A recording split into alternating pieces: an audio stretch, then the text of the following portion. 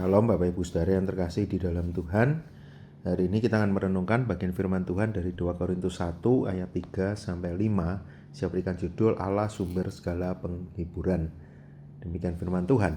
Terpujilah Allah Bapa Tuhan kita Yesus Kristus, Bapa yang penuh belas kasihan dan Allah sumber segala penghiburan, yang menghibur kami dalam segala penderitaan kami, sehingga kami sanggup menghibur mereka yang berada dalam bermacam-macam penderitaan dengan penghiburan yang kami terima sendiri dari Allah. Sebab sama seperti kami mendapat bagian berlimpah-limpah dalam kesengsaraan Kristus, demikian pula oleh Kristus kami menerima penghiburan yang berlimpah-limpah. Saudara, di dalam masa Jumat Agung Paskah, ada satu hal yang menarik. Kenapa?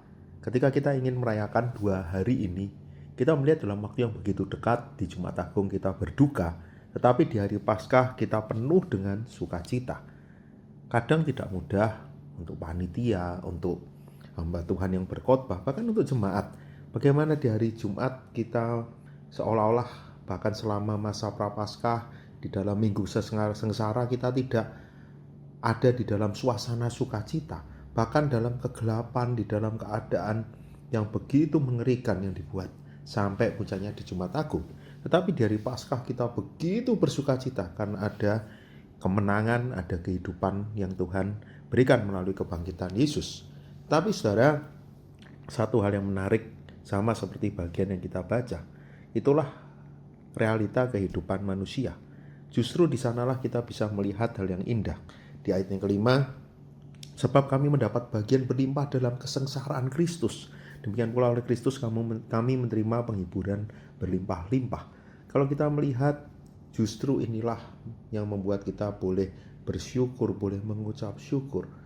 Karena melalui apa yang Kristus lakukan, melalui pengorbanannya, melalui penderitaannya, melalui kematiannya, Dia ada untuk apa?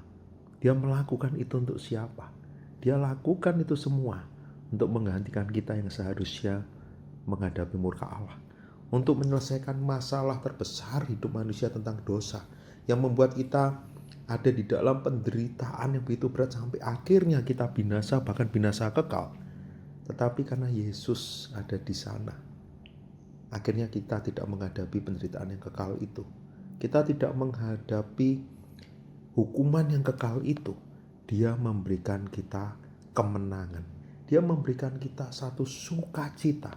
Dia memberikan kita penghiburan yang sejati, karena ini bukan tentang apa yang kita terima di dunia, tetapi penghiburan yang kekal bersama dengan Dia di dalam kemuliaan.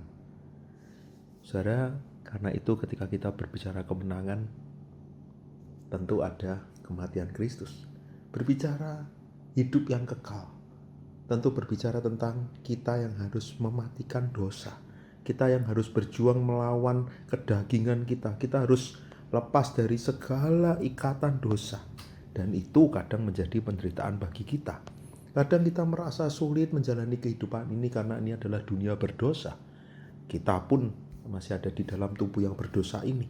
Seringkali kita melawan diri kita, melawan godaan dari orang-orang sekitar kita, melawan nilai-nilai dunia, sehingga kita merasa hidup kita begitu berat. Tetapi ketika kita bergumul dengan kehidupan kita yang tidak mudah, pandanglah kepada Tuhan. Lihatlah apa yang Kristus sudah lakukan. Dia pun pernah menderita dan Dia sudah memberikan kemenangan. Sehingga ketika kita menjalani perjalanan hidup kita yang tidak mudah, lihatlah kemenangan sudah Tuhan berikan. Kita pun yakin itu.